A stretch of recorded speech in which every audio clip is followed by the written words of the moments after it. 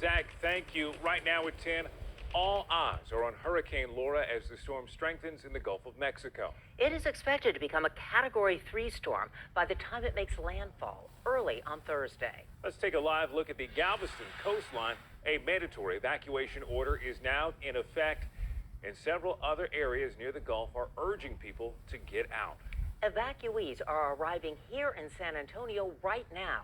This is brand new video of people arriving to a coordination center on the east side. We have seen at least 7 buses pull up in the last hour. We have live team coverage tonight. Weather Chief Bill Taylor is tracking the storm's updated path. But we want to start with Eyewitness News reporter Henry Ramos, live with the evacuees here in San Antonio. Henry? Aaron and Deborah, within the last couple of hours that I arrived here, the line just keeps growing. 2 more buses just arrived here within the last few seconds, and check out this line right here. Here's what's interesting. Within the last half hour, they moved this line of cars onto the property here. And they were just on Gimbler Road, inching close all the way to AT&T Parkway. And look at these buses right over here. This is the check-in. This is the welcome center. This is where the evacuees are here. They're checking into San Antonio. All of these cars are full with families, with stories. Some have children, pets, and the majority I spoke with say San Antonio is new territory, though they are familiar with hurricanes, and they know when officials say to leave their home, they need to leave. Here's the interesting part to all of this. Earlier today, the city told me they were expecting 50 evacuees today. My goodness, that has changed from what we have seen.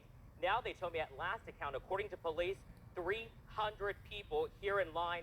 Some have already left. So you may be asking, where are they going? Well, they're going to be heading to local hotels. And given that we are in a pandemic, things are very different. I want to put in perspective, like our Bexar County Judge Nelson Wolf put it to us.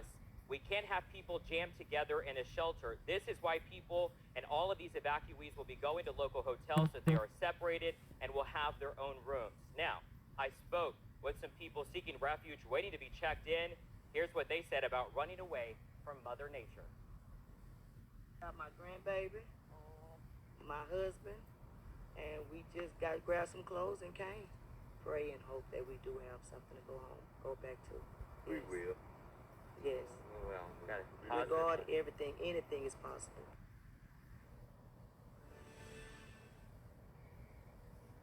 The majority, as you heard there, hoping that they will have something to come back home to.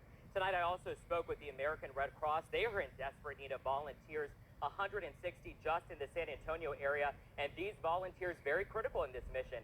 They are the ones that are checking in these evacuees at the hotels, making sure that they have all the necessities, making sure that they have PPE and masks, given the times that we are in. Also, within the last half hour, San Antonio Fire confirming to KENS 5 that they will have a better estimate as the number of evacuees arriving in San Antonio. Of course, it's all dependent on how the storms play out. But again, back out here live, as you can see, that line continues to grow.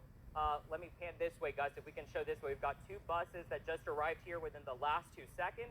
And then right over here, you see a 3rd bus just arrived. By this account, we're looking at least 11 buses, again, packed with people, all coming from Southeast Texas. We'll continue to bring you the very latest on air and online at KENS5.com. We're live tonight in the East Side. Henry Ramos, KENS 5 Eyewitness News. Henry, thank you. And let's continue our live team coverage with Weather Chief Bill Taylor, who is tracking the timing of Hurricane Laura right now. Bill. Yeah, Deb, this storm is intensifying quickly, nearly Category 2 status right now. Let's get to the big board, and I'll show you a close-up view and give you an idea that the structure is really coming together. And then look at the size. If you go from one end to the other, we're at 231 miles. That's about here to Houston. So this storm is massive. And again, the structure is showing very rapid intensification that we're expected to only see continue, because as the storm moves a little bit farther west-northwest, it's moving into the hottest temperatures in the Gulf, about 87 to 88 degrees Fahrenheit. And when you look at this cloud top, by the way, speaking of temperatures, and you see those purples, it's measuring temperature. That's infrared satellite. And the higher the cloud top, the more purple that color. Those cloud top temperatures I just saw a moment ago are running at about 200 degrees below zero. Unbelievably tall. All right, here is the forecast. As we get into Wednesday and Wednesday evening, that rapid intensification takes it to Category 3 status. We've got winds of 120 miles per hour. It's now about 400 miles off the coast, but as it nears the Louisiana coastline, rapid intensification. Here's what changed on the forecast track tonight. We've seen the cone of probability really shrink. Where earlier it was including Houston, it's now farther off to the east, with it looking to go onshore over Cameron, Louisiana, just south of Lake Charles, and it's looking like about 1 or 2 a.m. on Thursday morning. Storm surge in Lake Charles could reach 7 to 9 feet of water pushing onshore. Deborah? All right, Bill. And as Laura gets closer to landfall, you can track the storm on the KENS 5 app. Go to the Weather tab and click the Tropics Interactive Radar.